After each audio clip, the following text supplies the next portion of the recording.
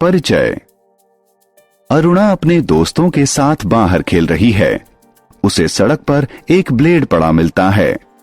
उसने इसे उठाया और इससे एक पत्ती काटने की कोशिश की।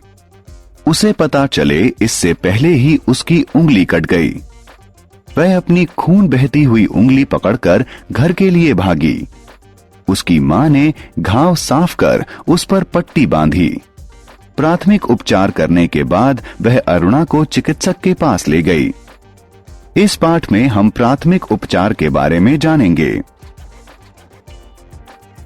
आओ सीखें। आपातकालीन चिकित्सा को परिभाषित करना। निम्नलिखित में प्राथमिक उपचार के चरणों को बताना। जलने में, चोट लगने में, नाक से खून बहने में, सांप और बिच्छू के दंश में, कीड़ों के दंश में, जानवर के काटने में, हड्डी टूटने में, मोच आने में। आपातकालीन चिकित्सा। एक बुजुर्ग आदमी पार्क में बैठा हुआ था। अचानक ही उसने अपने सीने के बाएं हिस्से में तेज दर्द महसूस किया। शायद उसे हृदयाघात हुआ हो। उसे तत्काल चिकित्सा की आवश्यकता है।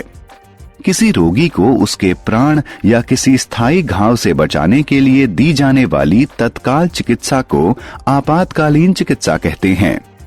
गंभीर दुर्घटनाएं, हृदयाघात, दमा का दौरा इत्यादि में आपातकालीन चिकित्सा की आवश्यकता होती है। आइए अब कुछ ऐसे उपचार सीखें जो छोटे घावों की चिकित्सा में काम आ सकते हैं।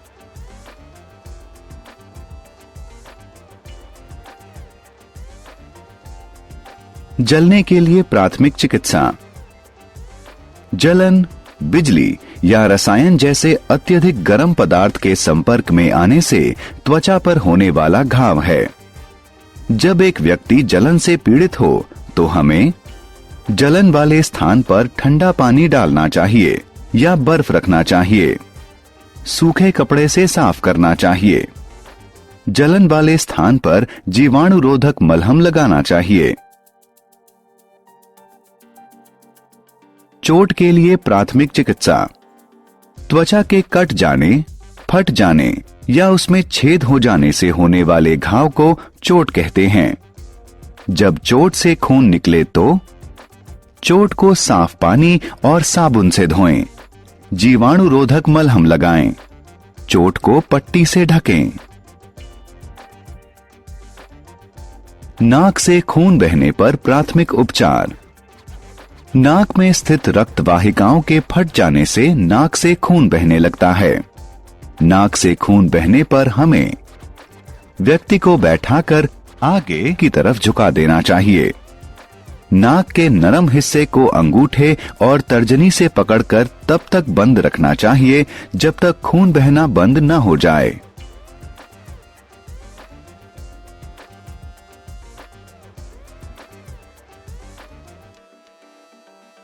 सांप या बिच्छू के दंश का प्राथमिक उपचार। सांप या बिच्छू का दंश जानलेवा साबित हो सकता है। सांप या बिच्छू के दंश से जीवन रक्षा के लिए जहर को शरीर के अन्य हिस्सों में फैलने से बचाने के लिए घाव के ठीक ऊपर एक रस्सी या कपड़े का टुकड़ा बांधें। घाव को साबुन और पानी से साफ करें। शरीर से जहर निकालने के लिए खून को चूस कर बाहर थूक दें। कीड़ों के दंश का प्राथमिक उपचार। कुछ कीड़ों का दंश घातक हो सकता है। प्रभावित भाग को साबुन और पानी से धोएं। दर्द से राहत के लिए प्रभावित भाग पर बर्फ रखें। खुजली से बचाने के लिए कोई जीवाणुरोधी मलहम लगाएं।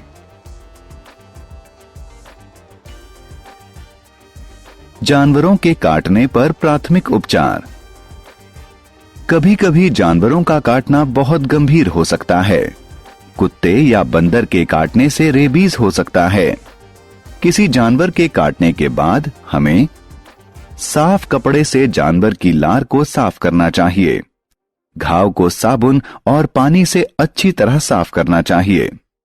घाव पर जीवाणुरोधक मलहम लगाना चाहिए। चिकित्सक की सहायता लेनी चाहिए। हड्डी टूटने पर प्राथमिक उपचार। किसी हड्डी के टूटने को अस्थि भंजन कहते हैं। जब कोई व्यक्ति अस्थि भंजन से पीड़ित हो तो हमें सूजन और दर्द कम करने के लिए हड्डी टूटने वाले स्थान पर बर्फ लगाना चाहिए। रोगी को स्थिर रखें और घाव वाले स्थान को खमाची का सहारा देना चाहिए। चिकित्सक से तत्काल संपर्क करना चाहिए। मोच के लिए प्राथमिक चिकित्सा। मोच अस्थिबंधों के संधियों के चारों तरफ उनकी क्षमता से ज्यादा खिंच जाने के कारण होती है। मोच से राहत पाने के लिए हमें दर्द और सूजन में कमी के लिए प्रभावित भाग पर बर्फ लगाना चाहिए। सहारे के लिए पट्टी बांधनी चाहिए। घाव वाले भाग को थोड़ी ऊंचाई पर रखना चाहिए। हमने क्या चर्चा की? किसी रोगी को उसके प्राण या किसी स्थायी घाव से बचाने के लिए दी जाने वाली तत्काल चिकित्सा को आपातकालीन चिकित्सा कहते हैं। बिजली या रसायन जैसे अत्यधिक गर्म पदार्थ के संपर्क में आने से त्वचा पर होने वाला घाव जलन कहलाता है। त्वचा के कट जाने, फट जाने या उसमें छेद हो जाने वाले घाव को चोट कहते हैं। नाक से खून तब बहता है जब नाक में स्थित रक्त वाहिकाएं फट जाएं। कीड़ों के दंश से गंभीर एलर्जी अभिक्रिया हो सकती है। अस्थिभंजन अस्थियों में होता है। अस्थिबंधों और रक्त वाहिकाओं के खिंचाव को मोच कहते हैं। छोटे घावों की देखभाल घर पर ही घरेलू उपचारों से की जा सकती है।